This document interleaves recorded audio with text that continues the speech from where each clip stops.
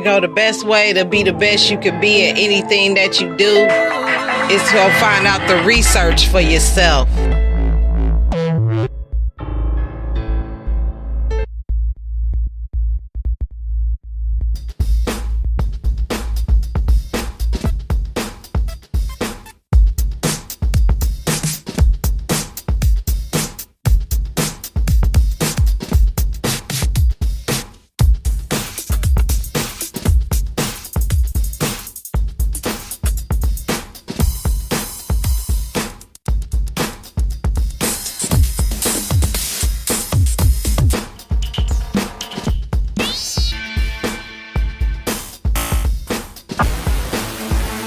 Come DJ, come, give me that beat. Come DJ, come DJ, underground. Come for me, come for come follow me, come for me, come for me, come for me, come.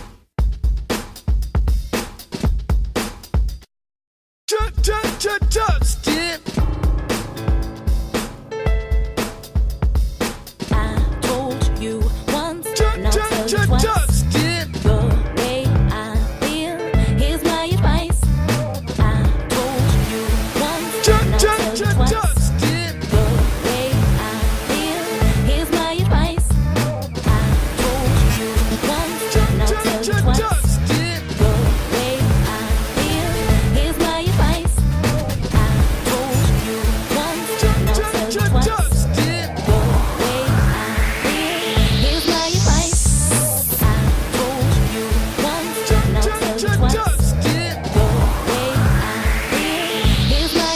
I told you once, and I'll tell you twice. The way I feel, here's my advice. I told you once, and I'll tell you twice. I told you once, and I'll tell you twice. The way I feel, here's my advice. Yeah, school is in, and yes, we're going to be talking about 5 things record labels don't want you to know they do by Rennie Baker, Dwayne Hoover, February 19th, 2013. You've read so much about the music industry and its upstanding business practices that you likely think there isn't anything else we could tell you that will come as a surprise. But some record labels' tactics are so covert that it takes a fair amount of digging just to find out they exist. Here are a few things record labels don't want you to know that they still do in effort to separate you and the artist from your hard-earned cash. Things like 5. Demanding payment virtually any time music is played in public. Obviously, if you want to use somebody's music for commercial purposes, like in your movie or TV ad, you have to pay. So you have to license it from a group like ASCAP, BMI, or SESAC, which makes sure record labels and artists collect the royalties they're owed for this sort of thing. Makes sense, right? Well, hang on, because it's about to get stupid. Yeah. It probably won't surprise you to know that things like charging a crowd of people $2 each to listen to a band CD is illegal. You're basically getting paid for a performance of somebody else's music that you don't own the rights to. But the definition of the word performance is mind-boggling vast when it comes to music royalties. For example, did you know that a public performance includes a coffee shop owner putting a CD or an MP3 player behind the counter to play some Mumford & Sons as background music? Or that it counts as a performance if a shop wants to play music over the phone while people are on hold? That's why hold music is always bland, instrumental filler, keeping you on hold to a computer idea of a marimba jam is a lot less expensive than having Usher keep your whole time sexy. ASCAP explains it all in this desperately comprehensive guide to all the ways you can pay for the right to listen to the music you already own when other people who don't also own it might close enough to hear it too.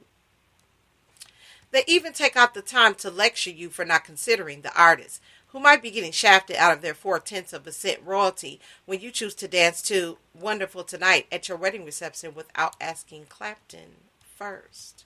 Oh, and they also argue that royalty should be collected on ringtones. Not on the purchase of ringtones, mind you. They've already had that. Rather, they want it to be paid every time the phone rings. In other words, when a phone rings in a crowded movie theater, someone out there believes you've just been entertained to such a degree that an additional outlay of cash is warranted. Their attempts to cash in every time a song is even thought about being listened to haven't always been successful, though. They wanted to collect on those 30-second samples you listen to before actually purchasing a song, which is kind of like the government taxing the free pizza samples you eat at the grocery store as income. Or maybe it's nothing like that. We're not record executives. We can assure you it's just as stupid, though. 4, reducing sound quality so you can perceive a song as louder. This part right here, y'all, this part right here tripped me out. It says, due to the way the human brain works, there is a formula for making a song into a hit. We broke down the numbers here.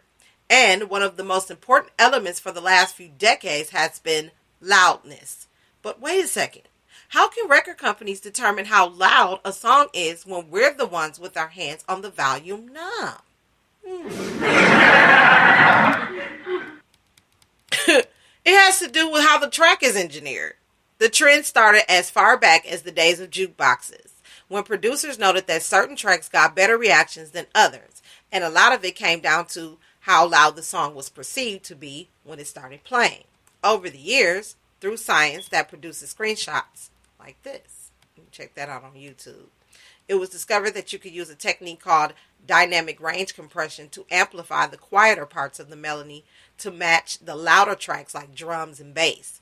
The difference is demonstrated masterfully on the Loudness War on YouTube. The result is a song that has a more in-your-face quality at first listen. And that's exactly what record labels want. A song that grabs your attention right away. So what's the problem?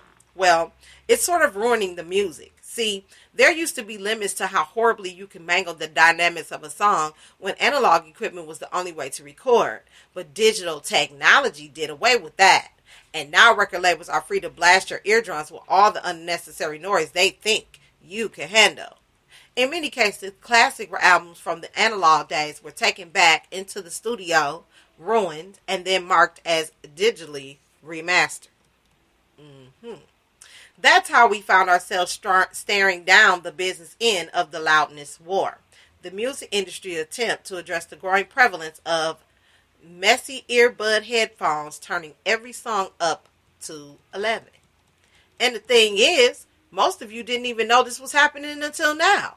It's hard to perceive what's wrong until you hear the unaltered version. This happened with Metallica's album Death Magnetic. On the same day the album was released to retail outlets, it was also made available as a playable download in the video game Guitar Hero.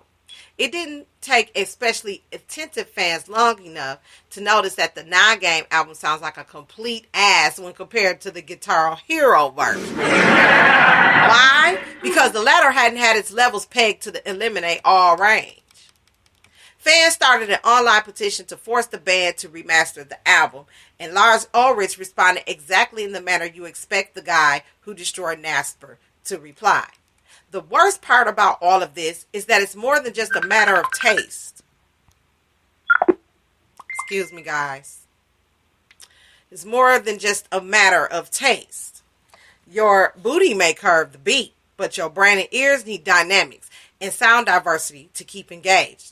Without them, one succumbs to ear fatigue, and then there's even danger of actual hearing loss. There hasn't been a Metallica album worth that kind of risk since the mid-'80s. 3. Straight up paying to get their song on the radio.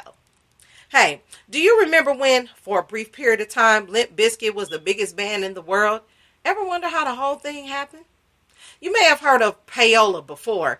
It's the shady practice of paying radio station programmers and disc jockeys cash under the table to include a specific song or a group of songs in their rotation. It was outlawed at one point, but that doesn't mean it went away. They call it pay for play now, and record labels get around the illegal part by being totally upfront when a cash exchange takes place. That's how we wind up with Limp Bizkit, and we're not being sarcastic. It was literally a pay-for-play scheme that helped propel Limp Bizkit from terrible rap rock band to terrible rap rock band that we heard all the time for a few years there in the early 2000s.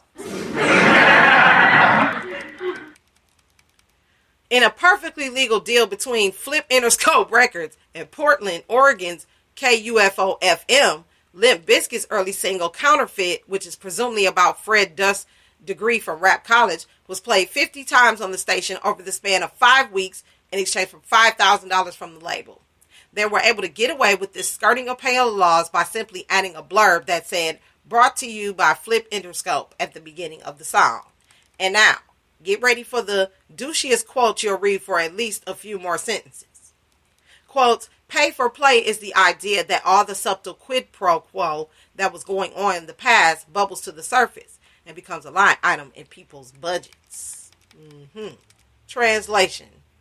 Oh, mess around. It's legal now because we said it's legal. That's a quote from Tom Barnes, the man who helped broker the shady radio arrangement. His efforts cleared the way for Limp Bizkit to play a well-attended show in one of the biggest hipster strongholds in all the land. Radio station interest in the band took off from there.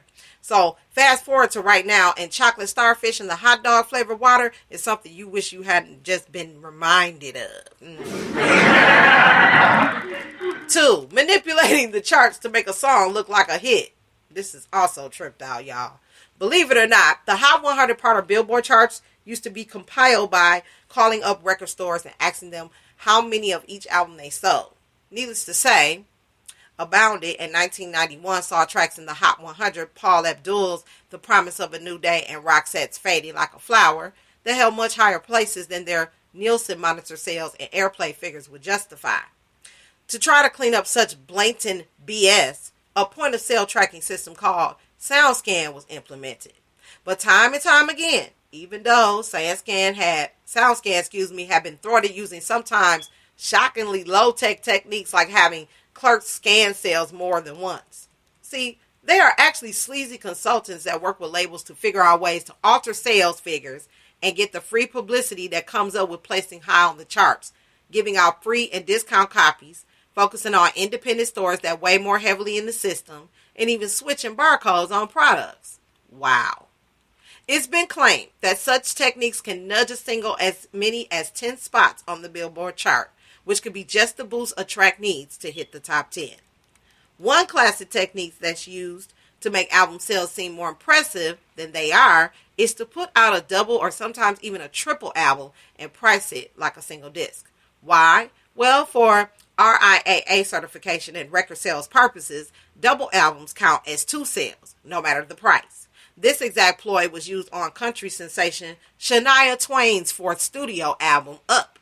It was released as a 2 CD set featuring the exact same album presented in a pop-up version and a country version. And every time somebody buys it, it counts as 2 copies sold. Now, it's twice as easy to get the free publicity and accolades that come with going platinum. No artist has mastered the art of inflating sales numbers quite like Prince, though. For his 2004 Musicality album, the diminutive singer announced that he was going to tour to play the hits one last time, and then brilliantly included a copy of his new album with the ticket price. Fans came out in droves at the promise of hearing Prince play the songs he's famous for, something he's been reluctant to do on several occasions. And every one of them